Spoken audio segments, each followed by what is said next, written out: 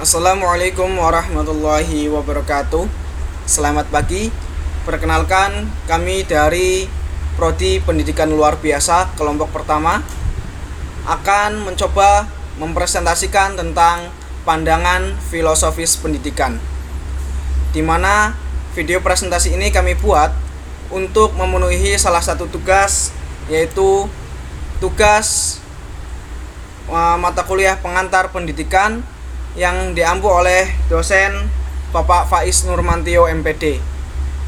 Kemudian presentasi ini disusun oleh teman-teman kami, yaitu Muflihati, Krisnalia Tiara Putri, Yudhistira Nugraha, Almi Nur Ayuni Rahman, Ayuta Rahmasari, dan Muhammad Saiful Anwar. Baik, langsung saja kita mulai presentasi yang pertama, di mana presentasi yang pertama akan disampaikan oleh Saudari Muflihati. Kepadanya waktu dan tempat kami persilahkan. Baik, terima kasih kepada moderator telah memberikan saya kesempatan. Materi pertama yang akan saya sampaikan adalah manusia atau kita sendiri. Jadi, apa sih manusia itu? Jika didefinisikan secara biologis, maka manusia dapat diklasifikasikan sebagai Homo sapiens yang berasal dari bahasa Latin dengan arti manusia yang tahu. Spesies ini merupakan primata dari golongan manusia yang dilengkapi dengan otak berkemampuan tinggi. Namun jika dari segi kerohanian, manusia dijelaskan dengan menggunakan konsep jiwa yang bervariasi dalam hal agama, dimengerti dalam hubungannya dengan kekuatan ketuhanan atau makhluk hidup. Dalam mitos, manusia sering dibandingkan dengan ras yang lain. Dalam hal antropologi kebudayaan, manusia dijelaskan berdasarkan penggunaan bahasanya, organisasi mereka dalam hal majemuk, serta perkembangan teknologinya, dan berdasarkan kemampuannya untuk membentuk sebuah kelompok atau lembaga untuk dukungan satu sama lain serta pertolongan. Kemampuan manusia untuk menggunakan akal dalam memahami lingkungannya merupakan potensi dasar yang memungkinkan manusia untuk berpikir. Dengan berpikir, manusia menjadi mampu melakukan perubahan dalam dirinya, dan memang sebagian besar perubahan dalam diri manusia merupakan akibat dari aktivitas berpikir. Oleh karena itu, sangat wajar apabila berpikir merupakan konsep kunci dalam setiap diskursus mengenai kedudukan manusia di muka bumi. Ini berarti bahwa tanpa berpikir, kemanusiaan manusia pun tidak punya makna, bahkan mungkin saja tak akan pernah ada. Jadi, kemampuan untuk berubah dan perubahan yang terjadi pada manusia ini merupakan makna pokok dalam kegiatan berpikir, atau berpengetahuan, atau berpendidikan. Jadi, dengan kemampuan berpikir inilah, maka manusia dapat berkembang lebih jauh dibanding dengan makhluk hidup lainnya. Misalnya hewan, apalagi tumbuhan. Dan dengan berpikir ini, manusia juga mampu mengeksplorasi diri, memilah, serta menentukan keputusan-keputusan penting bagi kehidupannya sendiri. Baik, sekian penjelasan dari saya. Materi selanjutnya akan dijelaskan oleh Krisnelia Tiara Putri. Kepada Krisnelia dipersilahkan. Selanjutnya, saya akan menjelaskan mengenai pendidikan. Berdasarkan Undang-Undang Sistem Pendidikan Nasional Nomor 20 Tahun 2003, pendidikan adalah usaha sadar dan terencana untuk mewujudkan suasana belajar dan proses pembelajaran agar peserta didik secara aktif mengembangkan potensi dirinya untuk memiliki kekuatan spiritual keagamaan, pengendalian diri, kepribadian, kecerdasan, akhlak mulia, serta keterampilan yang diperlukan dirinya, masyarakat, bangsa, dan negara. Sedangkan, berpendidikan merupakan syarat mutlak bagi manusia untuk mempertahankan hidupnya, dan untuk itu, dalam diri manusia telah terdapat akal yang dapat dipergunakan untuk berpikir, serta untuk lebih mendalami dan memperluas pengetahuan.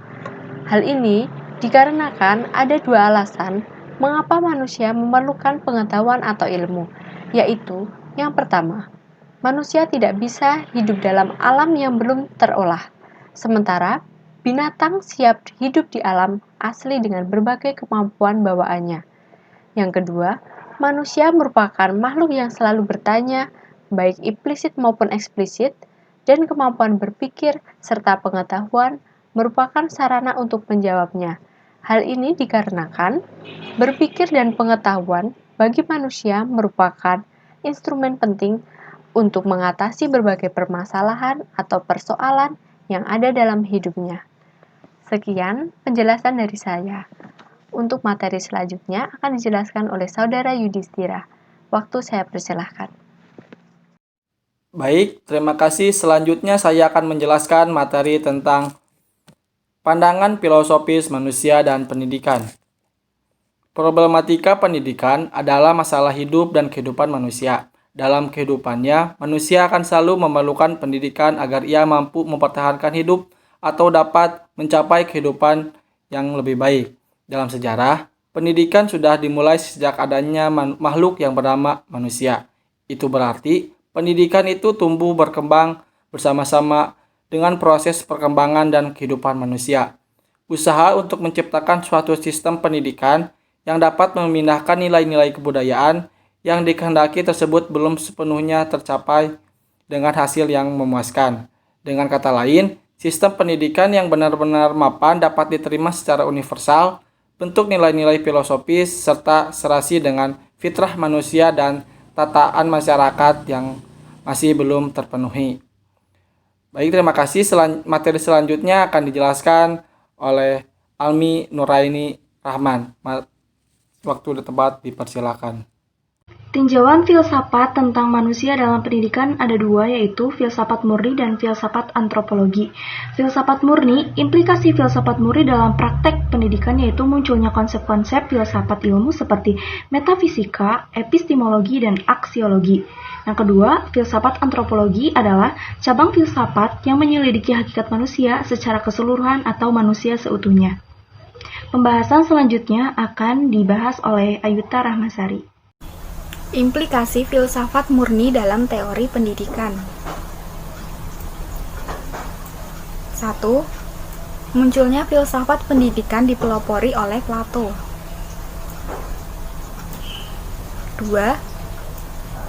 Lahir dan berkembangnya aliran filsafat pendidikan seperti idealisme dalam artian pendidikan sama dengan pemekaran kemampuan berpikir, kemudian realisme dalam artian pendidikan sama dengan kemampuan berbuat dan berpengalaman, lalu ada eksperimentalisme dalam artian rekonstruksi pengalaman yang terus-menerus sepanjang hidup, kemudian yang terakhir ada eksistensialisme dalam artian pendidikan sama dengan perwujudan kebebasan diri sendiri.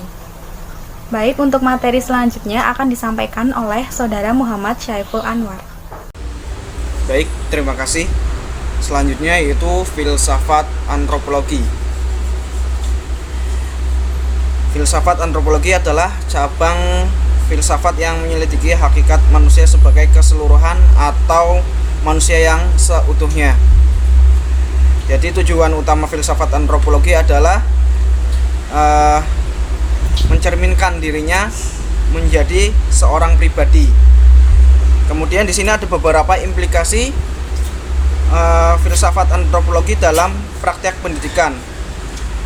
Ya, ada dua implikasi. Yang pertama, implikasi filsafat antropologi dalam praktek pendidikan, yaitu konsep manusia seutuhnya sebagai dasar tujuan pendidikan.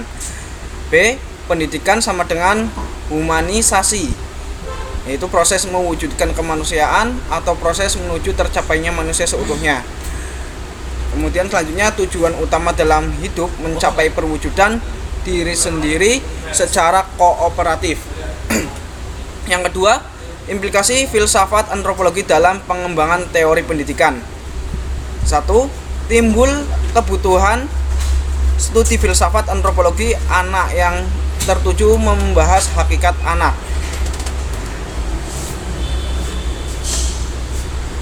Yang kedua, mendorong lahir dan berkembangnya pedagogik atau ilmu mendidik yang mendukung aspek faktual dengan aspek normatif yang dipelopori oleh Herbart tentang perpaduan antara aspek filosof yang menentukan tujuan-tujuan pendidikan dengan aspek psikologis yang menentukan cara-cara atau metode pendidikan. Demikian presentasi dari kami. Mungkin banyak kekurangan atau kesalahan dalam presentasi kami. Mohon maaf yang sebesar-besarnya karena kami di sini juga masih dalam proses belajar. Harap maklum. Sekian, wassalamualaikum warahmatullahi wabarakatuh.